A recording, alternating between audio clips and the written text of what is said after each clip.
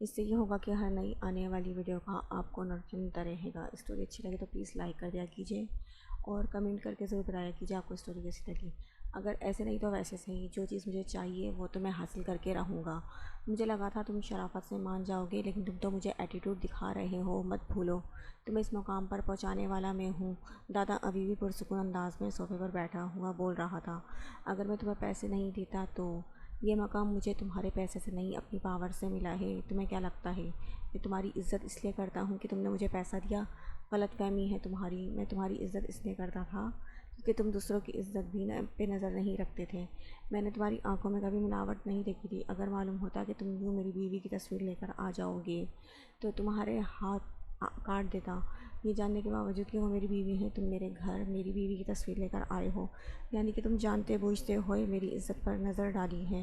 شکر کرو اس وقت میں گھر پر ہوں، ورنہ میں اپنی غیرت پر آنکھ اٹھانے والے کی آنکھ نکال دیتا ہوں۔ اپنی شکل دفع کرو یہاں سے، تم اس قابل نہیں ہو کہ تم ڈیول کے ساتھ بیٹھو۔ تم اس راشد کے ساتھ بیٹھنے کے قابل ہو۔ میں تمہیں دھکے مار کر یہاں سے نکالوں یا خود جاؤ گے؟ اسے ایسے ہی بیٹھا دیکھتے ہوئے یارم پھر سے دھاڑا تھا، جا رہا ہوں میں، لیکن ایک بات یاد رکھنا، جو چیز ایک بار وکرم دادا کو بھا جاتی ہے وہ اس کی ہو جاتی ہے۔ مجھے وہ لڑکی صرف ایک رات کے لیے چاہیے تھی، لیکن اب وہ لڑکی مجھے ہمیشہ کے لیے چاہیے۔ اس سے پہلے کہ دادا کچھ اور کہتا، یارم اس کا گریبان پکڑ چکا تھا۔ Get out! وہ دہاڑا تھا۔ چلو خضر! وکرم دادا غصے سے بولے اور چلتا ہوا دروازے کے پاس آیا، لیکن اس کے پیچھے کوئی نہیں چل رہا تھا۔ اس نے مڑ کر ایک نظر خضر کو دیکھا جو ایسے ہی بازو سینے پر باندھے کھڑا اسے جاتا ہوا دیکھ رہا تھا۔ وفاداری! بہت وفادار ہو تم خضر، لیکن تمہارے جیسے لوگوں کی قدر نہیں ہے یہاں۔ تم جب چاہے میرے پاس آ سکتے ہو، ویسے بھی یہ تمہارا باس تو کچھ دنوں میں مر جائے گا۔ وکرم دادا اس سے پنگا لیا ہے اس نے، وکرم دادا مسکراتے ہوئے بولے۔ خضر سڑکوں پر بھیک مانگ کے کھا لے گا، لیکن ڈیول کے ساتھ غداری کبھی نہیں کرے گا، خضر اسے سنانے والے انداز میں بولا۔ وکرم غصے سے باہر نکل گیا۔ میں کبھی سوچ بھی نہیں سکتا تھا کہ وکرم کی سوچ ایسی ہو سکتی ہے۔ اگر مجھے پہلے اندازہ ہوتا تو میں اسے یہاں کبھی نہیں لاتا۔ وہ مجھ سے ضد کرنے لگا، انہیں تم سے ملنا ہی کسی بھی حالت میں۔ تم نے انہیں اپنے آفس میں بیٹھنے کے لیے کہا تھا، اسی لیے میں وہاں لے کے گیا، لیکن جب میں وہاں گیا تو وہ روح کی فوٹو اپنے ہاتھ میں لیے ہوئے تھے۔ ان کے پوچھنے پر میں نے بتا دیا کہ وہ تمہاری بیوی ہے، بس پھر کیا تھا؟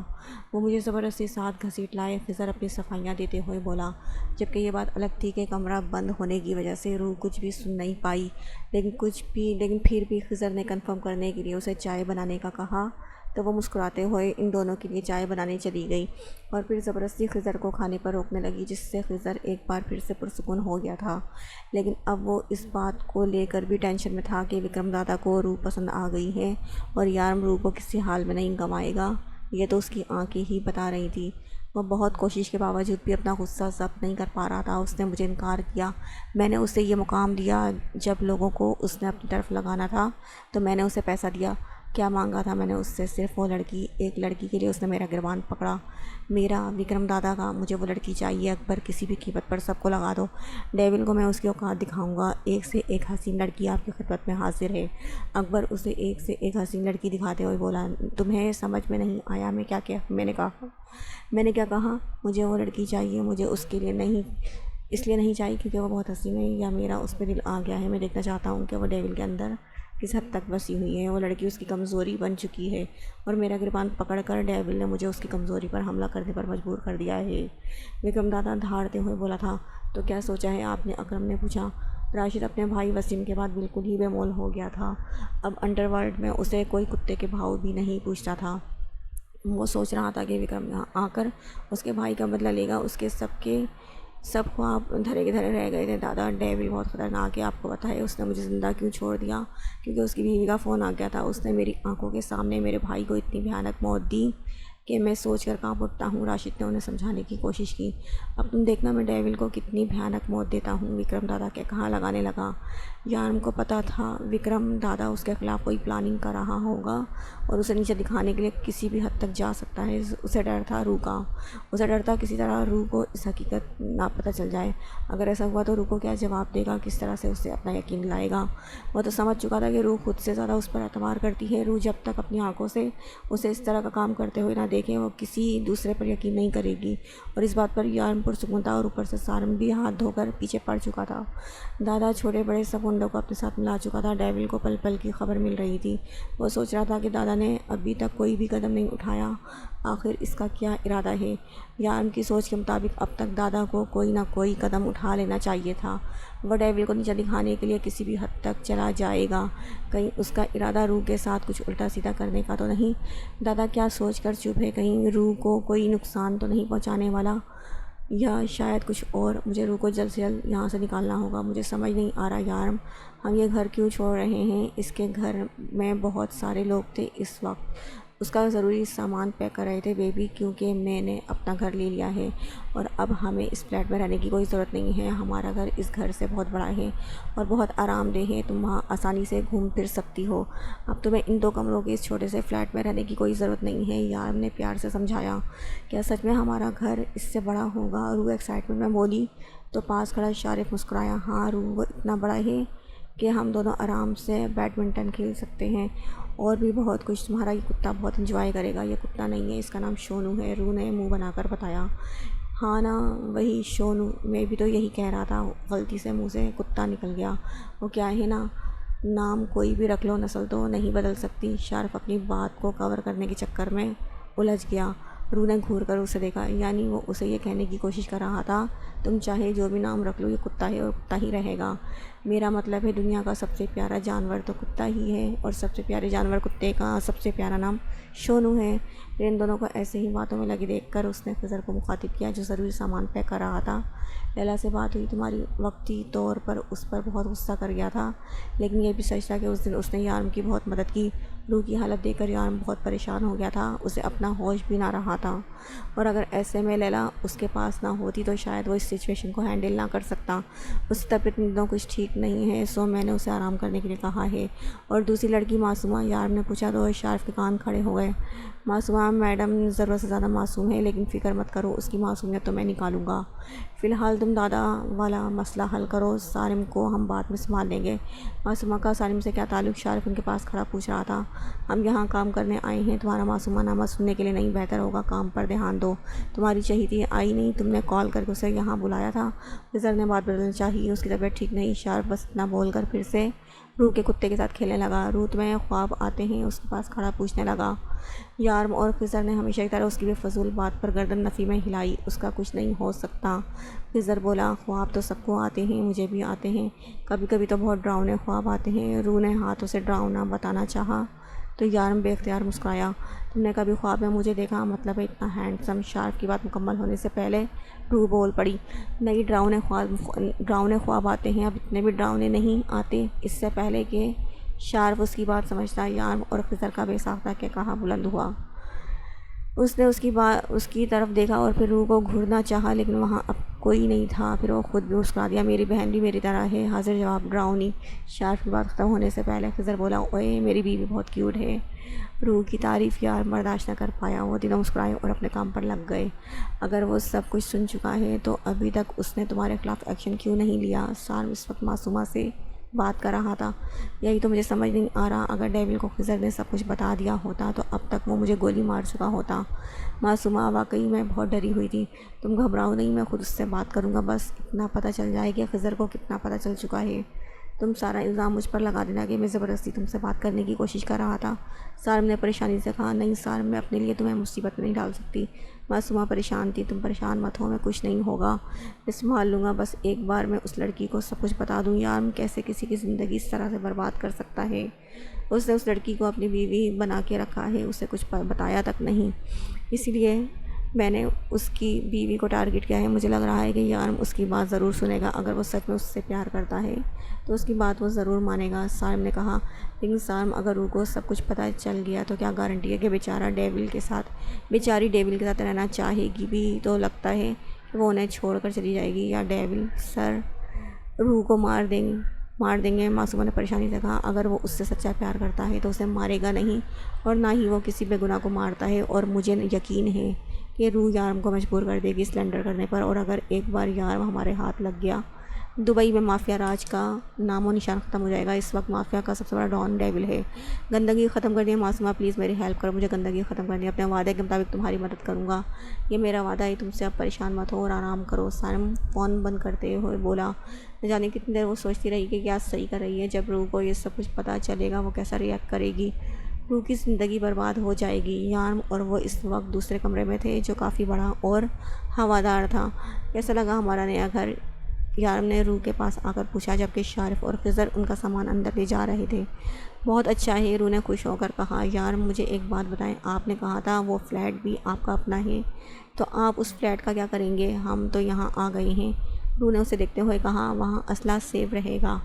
اس کی بات کا یارم نے تو کوئی جواب نہیں دیا، لیکن شارف خضر کے کان کے قریب بولا تھا۔ خضر بے اختیار مسکرایا۔ آئیڈیا برا نہیں ہے، خضر نے آنکھ دبا کر کہا، جبکہ شونو صاحب اب یارم کے پیر کے ساتھ چپکے ہوئے تھے جس کی وجہ سے یارم بہت زیادہ اریٹیٹ ہو رہا تھا۔ روح اسے پیچھے کرو ورنہ میں اسے کک کر دوں گا، یارم نے سختی سے اس کی طرف دیکھتے ہوئے کہا۔ اف، کتنے بے رحم انسان ہیں آپ، ایک چھوٹے سے جانور کو لے کر ایسا کہتے ہیں؟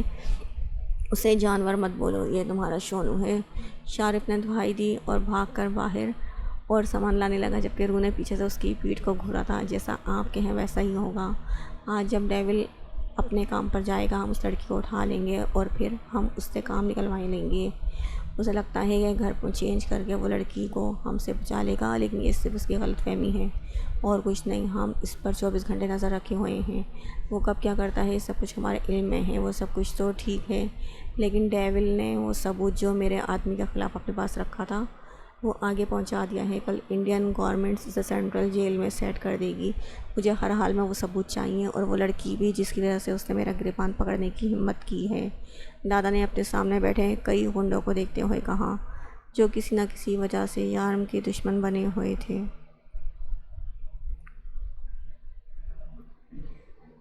اور اب اس سے بدلہ لینے کے لیے دادا کا ساتھ دینے سب سے آگے پہنچے ہوئے تھے۔ رات کے 12 بجنے میں ابھی تقریباً 10 منٹ باقی تھے۔ یارم نہ جانے باہر کیا کر رہا تھا۔ آج شارف اور خضر بھی اپنے گھر نہیں گئے تھے اور اب اسے باہر بھی نہیں آنے دے رہے تھے اور سونے کے لیے بھی منع کر رکھا تھا۔ ذرا سا جھانک کر دیکھ لیتی ہوں کہ یہ لوگ کیا کر رہے ہیں، وہ سوچتے ہوئے اٹھی، لیکن یارم کی سخت دھمکی یاد آ گئی کہ اگر تم نے ذرا سی بھی چیٹنگ کی تو دیکھنا میں تمہارا کیا حال کروں گا۔ یہ سوچتے ہوئے وہ دوبارہ بیٹھ گئی۔ یارم سے پنگا لینا اسے ہمیشہ ہی بھاری پڑتا تھا۔ آخر یہ لوگ باہر کیا کر رہے ہیں؟ اپنی ان کی دیوی اس پر مہربان ہو رہی تھی، لیکن یارم کے آرڈر کے مطابق وہ اپنے آپ کو زبردستی جگائے ہوئی تھی۔ اس گھر میں آ کر اسے سب سے زیادہ اپنے شونو کا چھوٹا سا کمرہ دیکھ کر خوشی ہوئی تھی، جس کا مطلب تھا کہ یارم نے بھی اس کے شونو کو اپنی زندگی میں قبول کر لیا ہے۔ لیکن اب مسئلہ یہ تھا کہ آخر وہ لوگ باہر کیا کر رہے ہیں۔ آج اس گھر میں ان کی پہلی رات تھی۔ روم ساؤنڈ پروف ہونے کی وجہ سے باہر سے کوئی بھی آواز نہیں آ رہی تھی اور روح کو یہاں ابال اٹھ رہے تھے کہ آخر یہ لوگ باہر کیا کر رہے ہیں، سب کچھ ریڈی ہے نا، کسی چیز کی کمی تو نہیں۔ یارم نے سب کچھ اپنے ہاتھ سے کیا تھا، لیکن وہ اب بھی بار بار خضر اور شارف سے پوچھ رہا تھا، ارے سب کچھ ٹھیک ہے، تمہیں اب پریشان ہونے کی ضرورت نہیں، فکر مت کرو، شادی کے بعد روح کا پہلا برتھ ڈے اس کا بیسٹ برتھ ڈے ہوگا۔ خضر نے مسکراتے ہوئے کہا، میں چاہتا ہوں کہ اس کا یہ برتھ ڈے بیسٹ ہو، اور اس سے بھی بیسٹ ہوگی کل کی شام میں اس کا یہ برتھ ڈے اس کی زندگی کا بیسٹ برتھ ڈے بنا دوں گا۔ پورے 12 ہونے والے ہیں، اسے یہاں لے آؤں گا، تم دونوں تیار رہنا۔ اوبو، شونو نے بول کر اپنی موجودگی کا احساس لایا۔ ہاں ہاں تم بھی، یارم نے شونو کو دیکھ کر کہا اور پھر مسکراتے ہوئے اپنے کمرے کی طرف بڑھا۔ مجبور ہو کر آ کر بیڈ پر لیٹ گئی، تھک ہار کر اب وہ سونے والی تھی۔ وہ جب آہستہ سے کمرے کا دروازہ کھلا، happy birthday to you, happy birthday to you, یارم ہاتھ میں کیک اٹھائے آہستہ آہستہ قدم اٹھاتا اس کی طرف بڑھ رہا تھا اور روح حیران و پریشان نظروں سے اپنی طرف آتا دیکھ رہی تھی۔ ہیپی برتھ ڈے بیبی، وہ اس کے پاس آ کر اس کے ساتھ بیٹھا اور جھک کر اس کا گال کا بوسہ دیا اور چھری اس کے ہاتھ میں پکڑنے لگا، جبکہ روح ابھی تک شوق کی کیفیت میں اس کی طرف دیکھ رہی تھی۔ کینڈل بجھاؤ، یارم نے اسے اپنی طرف دیکھتے ہوئے کہا اور اس کے پیچھے آ کر بیڈ پر بیٹھ کر اس کے ہاتھ میں چھری کو سیدھا کر کے کیک پر چلانے لگا۔ ویسے باہر دونوں بھی انتظار کر رہے ہیں تمہیں وش کرنے کے لیے، لیکن یہ موومنٹ میرا ہے، سب سے پہلے تمہیں میں وش کروں گا، بعد میں جو چاہے کریں، جلدی سے کیک کاٹو۔ اب باہر خضر اور شارف کے ساتھ ساتھ تمہارا شونو بھی انتظار کر رہا ہے تمہیں وش کرنے کے لیے۔ یارم نے مسکراتے ہوئے اس کی طرف دیکھا، جبکہ روح کے آنسو دیکھ کر وہ کھٹکا تھا۔ روح میری جان، کیا ہوا؟ تم رو کیوں رہی ہو؟ میں تو تمہیں خوش کرنے کی کوشش کر رہا تھا، کیا تمہیں اچھا نہیں لگا؟ اگر ایسی بات ہے تو میں سب کو منع کر دیتا ہوں۔ وہ اس کے آنسو سے تر چہرہ صاف کرتے ہوئے بولا، یار آج تک کسی نے میرے لیے یہ نہیں کیا، میں تو سب کے لیے ایک فالتو چیز تھی، سب مجھ سے نفرت کرتے تھے، کیا میں نفرت کے قابل تھی؟ وہ سسو کرتے بولی، تم کس قابل ہو یہ تم مجھ سے پوچھو؟ مجھ جیسے سٹون ہارٹ کو محبت کرنا سکھا دی تم نے۔ آج تک کسی نے ہمارے لیے یہ اس لیے نہیں کیا کیونکہ یہ میرا حق تھا۔ اپنے دماغ سے ہر غلط سوچ کو نکال دو، روح میں نہیں چاہتا تم ان لوگوں کا سوچ کر رو، اور خبردار جو تم نے اس خوبصورت دن پہ ایک آنسو بھی بہایا، مجھے تمہارے ساتھ ساتھ تمہارے آنسو بھی بہت پسند ہیں، لیکن آج کے دن انہیں مت بہاؤ۔ میں آج اپنے رب کا شکریہ ادا کرنا چاہتا ہوں جس نے اس دن مجھے میری زندگی دی۔ اب مجھے گھورنا بند کرو، اپنی آنکھیں صاف کرو، کیک کاٹو اور بتانا شروع کرو۔ اب جلدی سے بتاؤ تمہیں کیا پسند ہے، آج میں وہ ہر کام کروں گا جو تمہاری خوشی کا باعث بنے۔ اسے اپنے ساتھ لگائے، کیک کاٹتے ہوئے پوچھ رہا تھا۔ کیک کاٹ کر ایک پیس اس کے منہ میں ڈالنا چاہا جب اس نے اس سے پہلے روح نے وہ کیک پہلے اسی طرف کیا، یارم نے مسکراتے ہوئے اپنے منہ میں لیا اور پھر وہی ہاتھ اسی طرف بڑھایا۔ اب بتاؤ کیا کیا پسند ہے، میں سب کچھ کروں گا۔ تو روح سوچنے لگی، آج سب کچھ بتاؤ، برتھ ڈے کو اسپیشل بنانے کے لیے آج میں تمہاری پسند کی ہر چیز کروں گا۔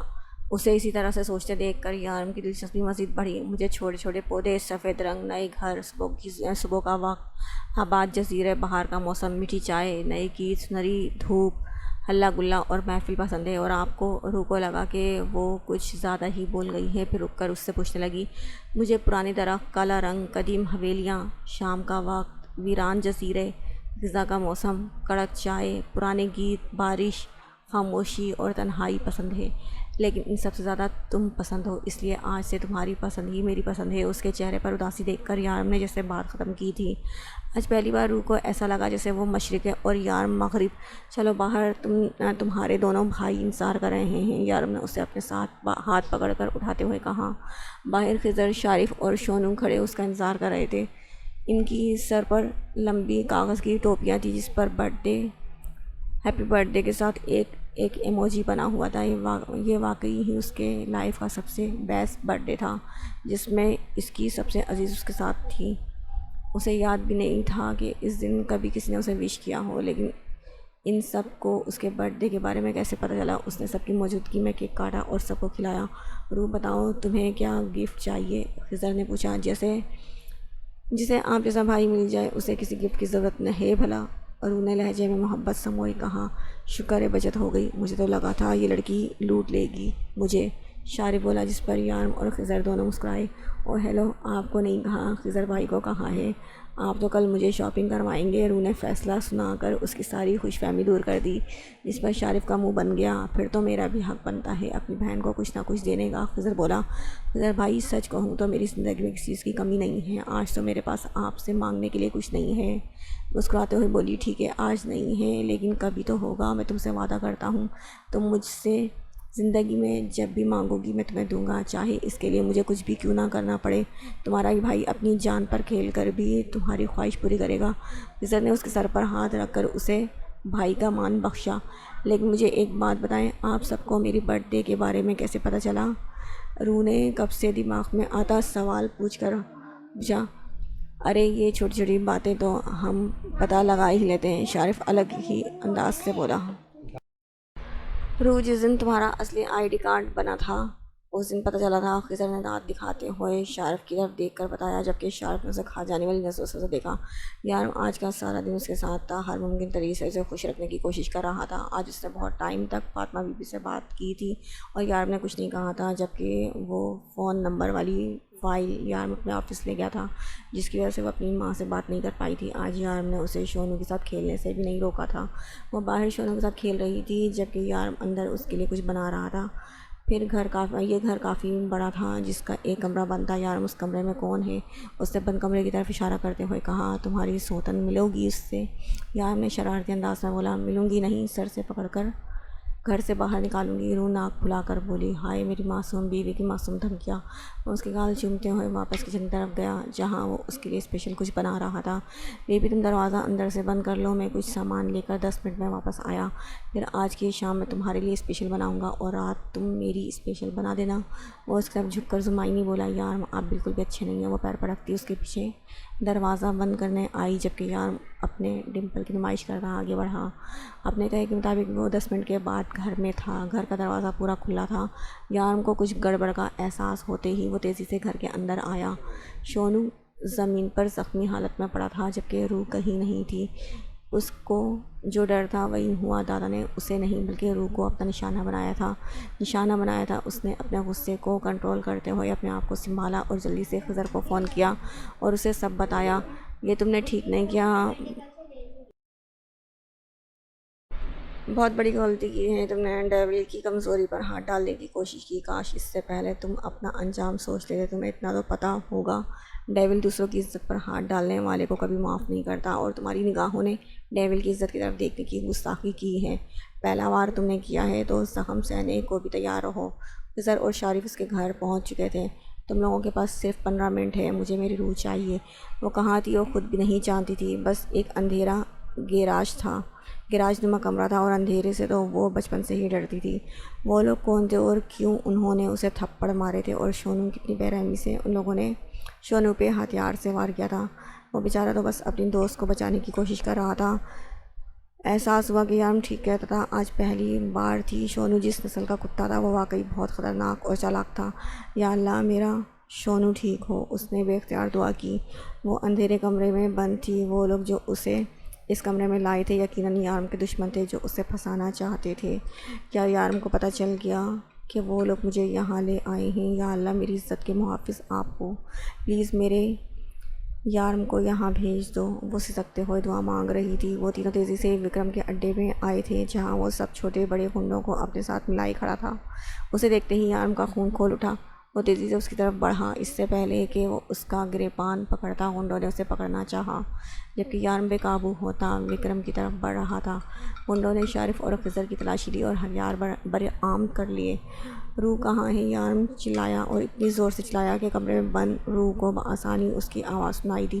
روح کے اندر کسی نے نئی زندگی پھونک دی۔